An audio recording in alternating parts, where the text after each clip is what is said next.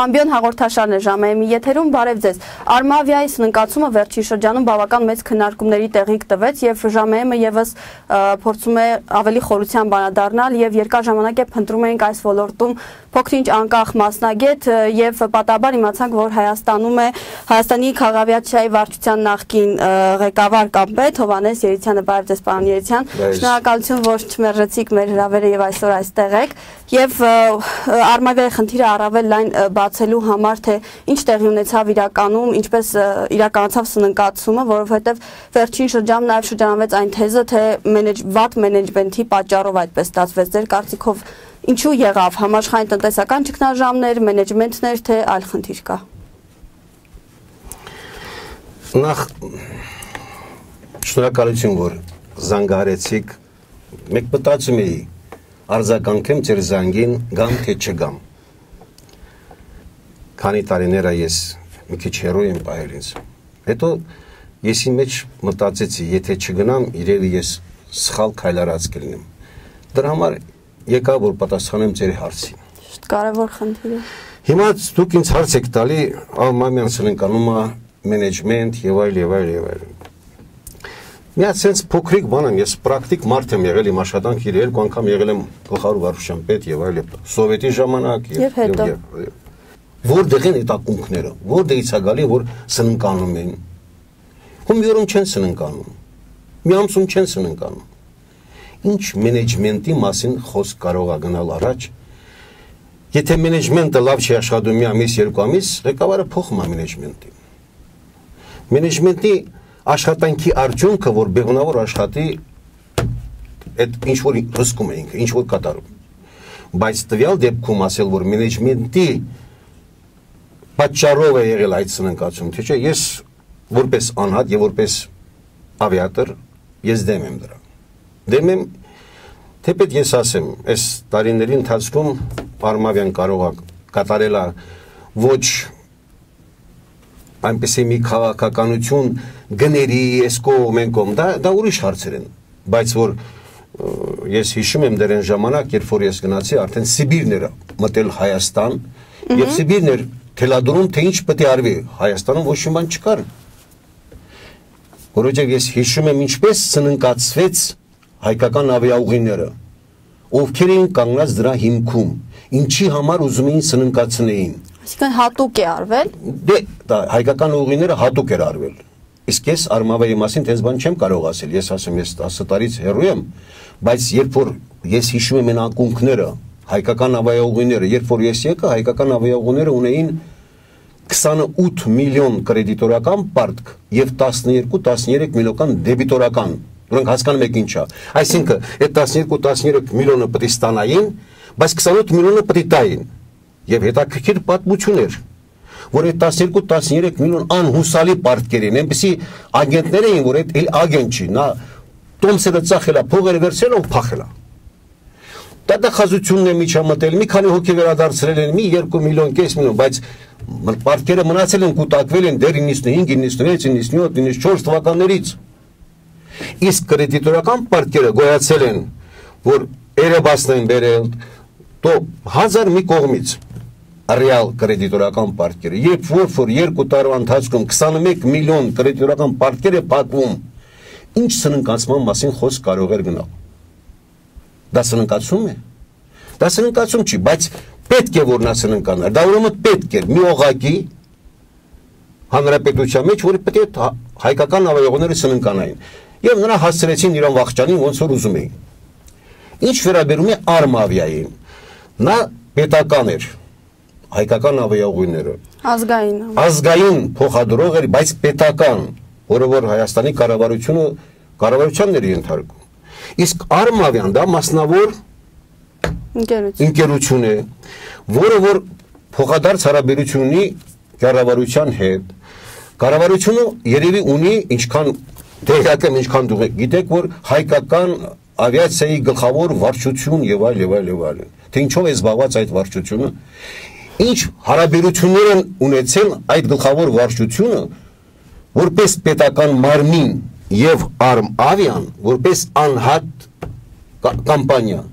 Դրանց մեջ ինչ հարաբերություններ ա եղել։ սննկացման ճամփան ո՞րն է տարել։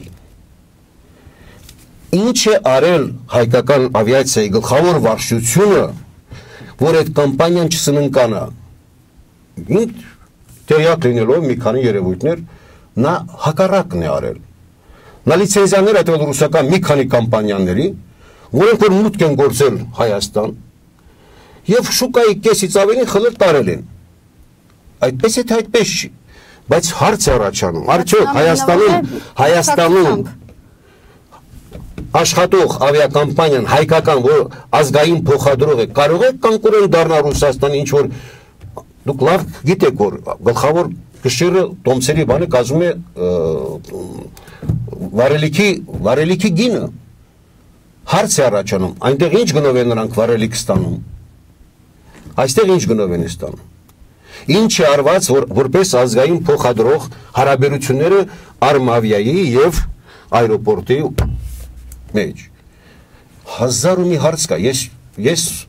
ասում եմ, Արմավյանն էլ հսկայական, ես զարմանում եմ, որ դեկտեմբերին տոմսերը դարձրել են եսի մեջ ժողովուրդն ասում զարմանում է։ Ինչպես կարելի է Երևան-Մոսկվա $700-800 տոմս վաճառել։ Բայց ուր է եղել այդ վարչությունը, որ չի կանգնեցրել, ինչի համար են այդ վարչությունը։ Մենակ ֆիքսիրը տանի թե ինչ է անում։ Հազարավոր ճամփեկ կային, որ չէին կարային չթողնեին Արմավյան սննկանա, հազարավոր ճամփեկ։ Այդ ճամփեկը ոչ մեկը իմ կարծիքով, իմ սուբյեկտիվ կարծիքով, այդ ճամփեկը չեն արել, չեն օգտագործել, կամ միտումնավեր չեն օգտագործել, կամ էլ չեն ուզել խառնվել։ Ես չեմ կարող սուդի տանեմ։ Ես մենակ կարող եմ մի բան անել, մտածել, որպես ավիատոր, ասել հետևյալը. եթե անեին, ուզենային, որ Արմավյան որպես ազգային փոխադրող աճեր զարգանար, նրա հետ ճամփա պետք է գնային այն ճամփը, որտեղ որ պետք է լիներ Արմավիային սանձեին։ Պետությունը պետք է ղեկավարի ասեն ընկեր ջան, դու ո՞նց ես $800 տոմս վաճառում։ Մի հատ բացատրի, այդ որտեղից առաջանում այդ $800։ Դու ուրեմն գերշահույթ ես ստանում դրանից։ Նստի ու բացատրի։ Բայց այնտեղ որտեղ որ դու ավիակամպանիան աշխատում է նորմալ, ուզում է ավելացնի, դու ընդեղ ես խանգարում։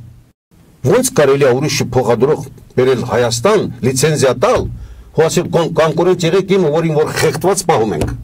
Պարոն Երիցյան, ես հեկապակցությամբ հիշեցի Իտալիայի դեպքը, երբ Ալիտալյան սննկացման եզրին էր, պետությունը դոտացիաներ տրամադրեց հսկայական չափով եւ հանեց այդ ընկերության սնանկացումից։ Հայաստանի դեպքում, այսինքն որքանով է դա ընդունված եւ ինչքանով պիտի աջակցի պետությունը իր ազգային ավիափոխադրողին եւ ինչու Հայաստանը համապատասխան չափով չաջակցեց։ Համեմատվել Իտալիայի հետ, մենք նոր երկիր ենք, այնքան տեղ ունենք, բաց տեղեր ունենք, այնքան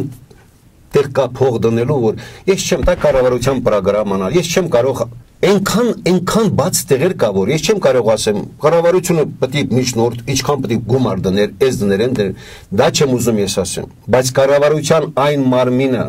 որ կոչվում է քաղաքական ավիացիայի գլխավոր վարչություն, ես այդ մենակ այդ օղակն եմ ուզում ասեմ։ Ինչ արել է տողակը, եւ այդ տողակը ինչի չի գնացել զեկուցել հանրապետության վարչապետին, որ պարոն վարչապետ, պարոն նախագահ, եթե հարցերը սենց չանենք, սենց է գնալու։ Մեր ազգային փոխադրողը ինչ արել։ Ես մի հատ էլ դեպք եմ լսել, սկսեմ միլիոն տարիներին։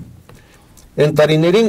հայերը այստեղ լավ կոշիկներ են արտադրում, Մասիս ֆիրման եւ այլ եւ այլ։ Հայ ուղևորը իր հետ տանում էր 10 զույգ, 15 զույգ, Սիբիր, Լվով եւ այլ եւ այլ եւ այլ։ Ես անունները որ կարող եմ ասեմ։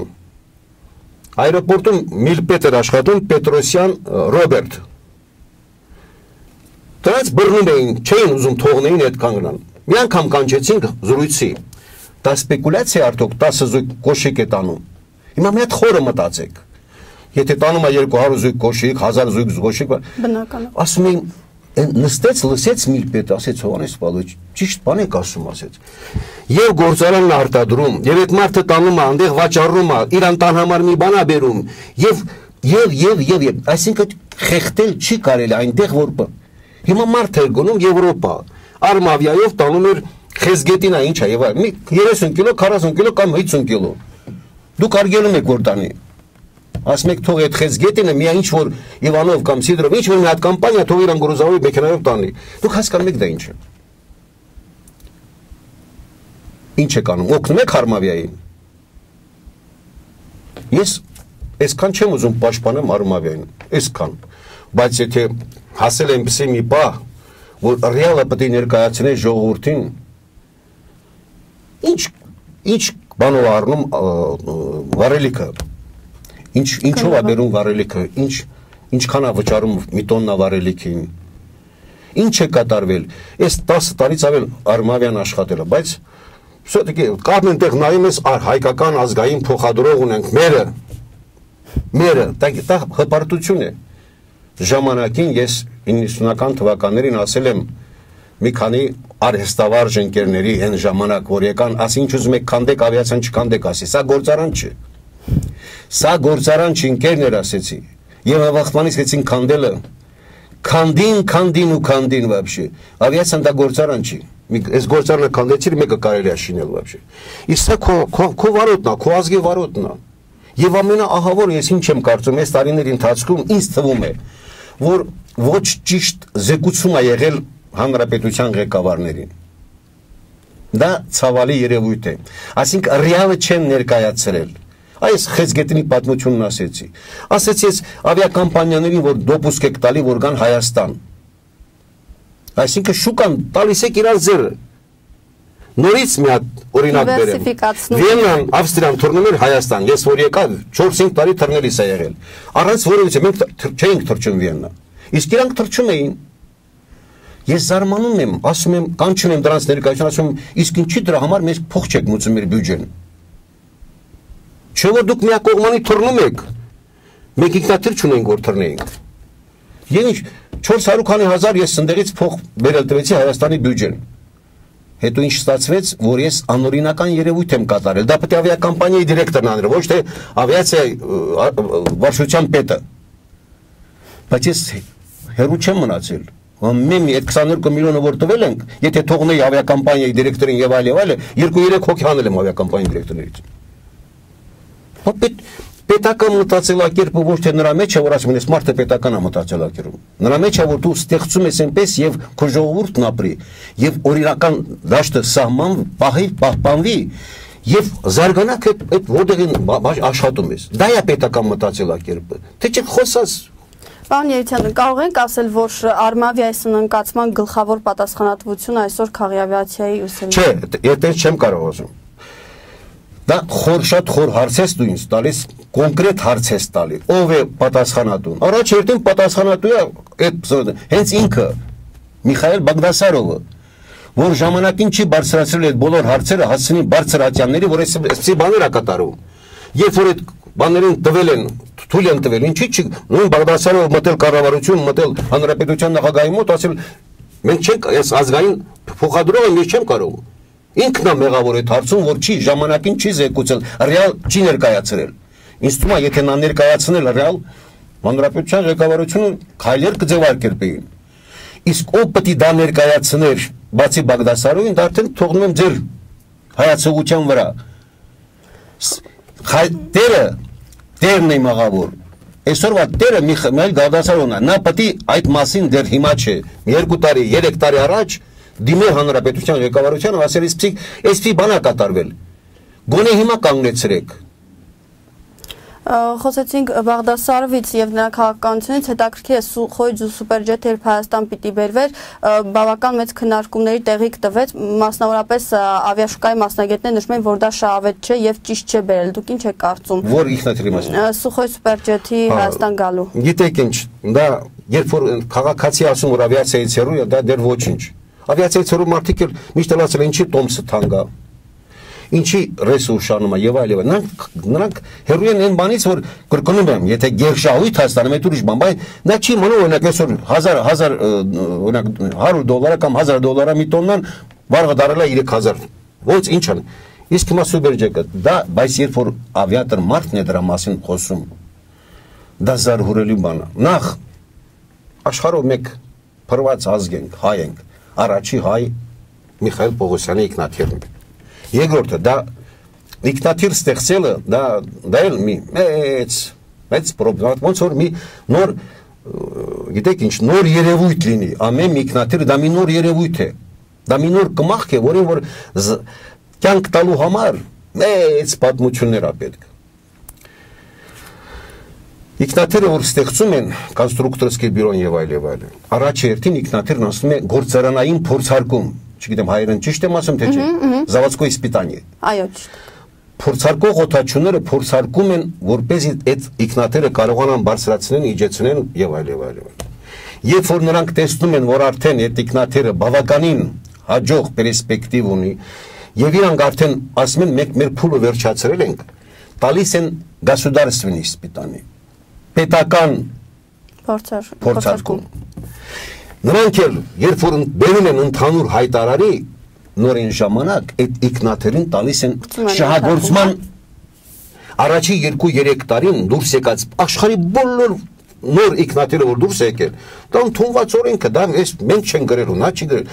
2-3 մինիմում 2-3 տարի մինիմում այդ ինքնաթիռը այդ էքսպլուատացիա շահագործման ժամանակ հայտնաբերվում է մանր մունր խնդիրներ սարքավորումների, բայց դրանք չեն ազդում ինքնաթիռի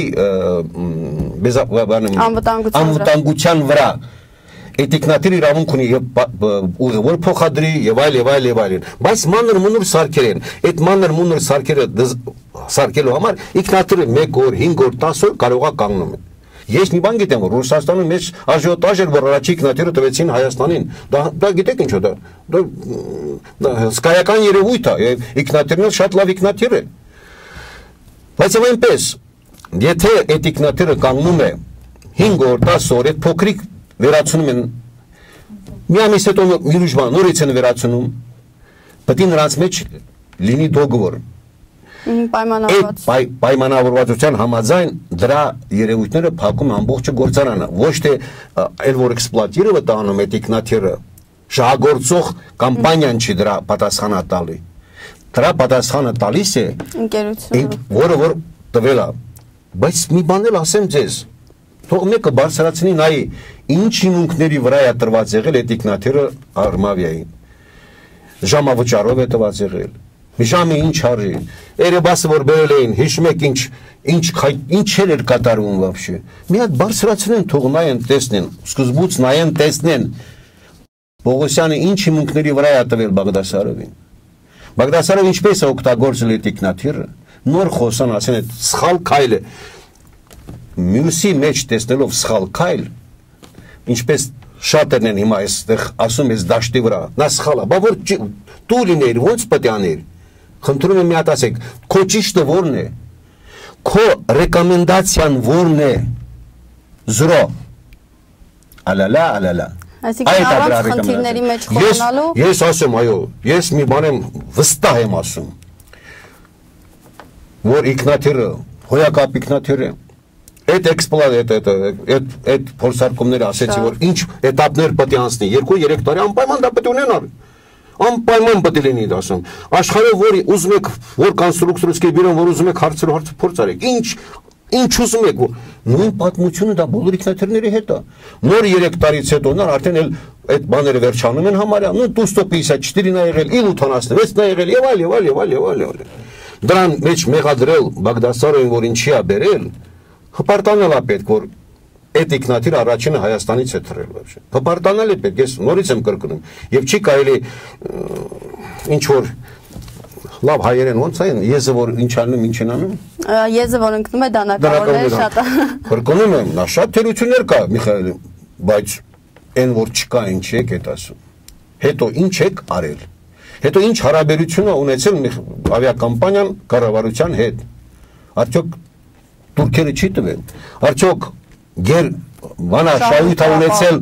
չի ցույց տվել պետությանը։ Ինչ բանա գլխավոր վարչությունը Հայաստանի Հանրապետության քաղաքացիական ավիացիայի գլխավոր վարչությունը։ Նա տեսեք ինչքան թիվեր է իր հետևից գալի։ Բայց ո՞ր տեսեք вообще։ Դու պետության ներկայացուցիչն ես, պետությունը հիմնավորում է քո վրա, որ դու տնաս ինչ է կատարում քո ներքին օղակներում։ Ես որ խոս գիտեք ինչ է։ Այլ խոսում եմ 3 ավիաընկերություն ստեղծել հայկական։ Աստվածին ես ասում կապ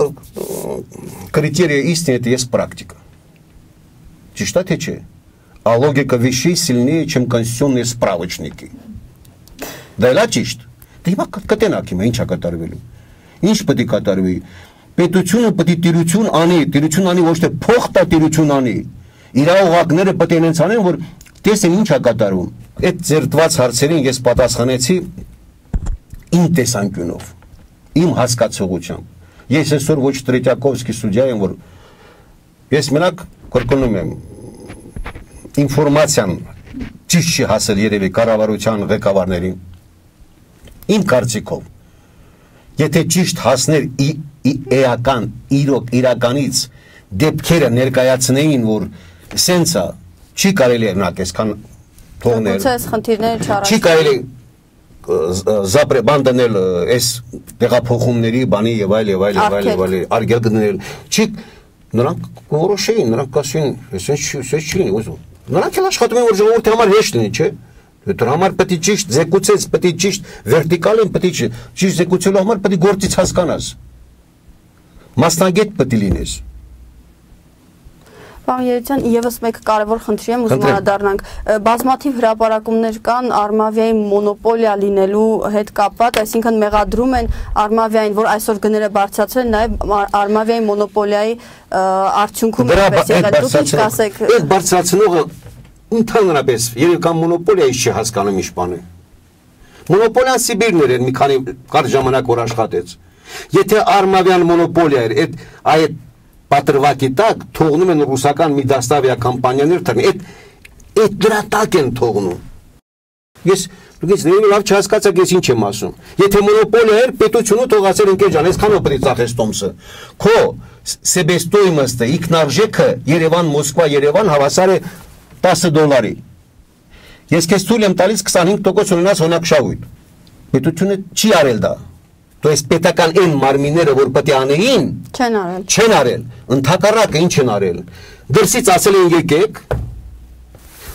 կոնկուրենտ դառեք սրա, մոնոպոլիա անունի տակ։ Ինչ բան է մոնոպոլիա։ Իմ երկիրն է, ես իմ երկրի մեջ, ես ազգային փոխադրող եմ։ Դու ինձ իմ գլխին կանգնի ու ասեմ, խփի ձեռդ ասա, այսպես պետք է լինի։ Այսքան պետք է աշխատավարձ տաս, այսպես պետք է, այսքան աշխատատեղեր պետք է ունենաս, սենց դու $1, $1 գեր շահույթ չպետք է տանես։ Դա է իրականությունը։ Դա պետք է լինի այդպես, այս փոքրիկ երկրում, այս ազատ անկախ Հայաստան երկրում, դա պետք է լինի։ Թե չէ ինչ մոնոպոլիայի հարց կա, ложь, абсолютно ես դեմ եմ այդ տերմինին вообще։ Մոնոպոլիան ընդհանուր հավասար պայմաններում 5-6 Մոսկվայում 5-6 ավիակամպանիա կա, դրել 5-6, նա Սոչի վաճառում է $40, նա $42, նա $43, ասма վաճառեք, որտեղ եւ շուկա կա, ծով շուկա, տեղ չկա։ Բայց այս երկրի մեջ, այս այրոպորտը, այս հողի վրա, այս ցեմենտի վրա, այս բանի վրա, այս բետոնի վրա կանգնում եմ, քո ազգային փոխադրողն եմ։ Դուք գիտեք, չամ եմ մի ժամավճար եմ վճարում։ Իհարկե։ Ինչի համար, ում։ Որ մեղքի համար, այ ազգային փոխադրող։ Մի հատ ճիշտ ել գտնեն այս հանրապետության համար։ Այնց քալերա կատարում, որ զարհունում ես, որ իշտեղ լսելով զարհունում ես։ Սա միայն Միխայել Բագդասարով, Դու Միխայել Բագդասարով մի օր չի ծնվել մի ամիս մի տարի, 10 տարի ձեր աչքի առաջ է։ 10 տարի ձեր աչքի առաջ է, չէիք տնում ինչ է կատարվում։ Եվ այս բոլորը պետք է մի կողմ դնել, եւ վերջապես մի օր նստել ու ասել вообще։ Մենք առանց ազգային փոխադրողի, մենք փակ երկիր ենք։ Վերջապես մենք հպարտ երկիր ենք։ Մենք ունենք մեր դիպլոմատիան, մենք ունենք մեր քաղաքական, մենք ունենք շատ երևույթներ, որ հպարտանում ենք դրանով։ Մենք չենք կարող Սինգապուրի պես եւ այլ, որ թող գան գնան ինչ ուզում անեն եւ այլ։ Մենք մեր ֆլագը պետք է լինի, մեր հայկական դրոշը պետք է լինի։ Մենք որտեղ աշխարհի որտեղ տնանք խոնարհվենք այդ դրոշի առաջ։ Դա պետք է չմոռացվի, եւ ոչ մի գումարների հետ չպետք է փոխվի, ոչ մի կլանների հետ։ Ոչ մի կլանների հետ, ով ուզում է լինի вообще։ Ես ասում եմ, ես հանդիպել եմ սննկացման ճամփան 2 տարի քելլաքելի եմ տվել։ Ցույց եմ տվել, որ սա սննկալու ճամփա չի։ Դե հուսանք, որ ինչ-որ բան կփոխվի, թեկուզ մեր հարցազրույցի արդյունքում։ Ես վստահ եմ, որ մեր ղեկավարությունը մի բան կփոխի, իհարկե, էսենց ու չի մնա вообще։ Շնորհակալություն, իսկ ես հիշեցնեմ, որ իմ հյուրն էր Հայաստանի քաղաքավիացիայի վարչության նախկին պետ Հովհաննես Երիցյանը, կհանդիպենք։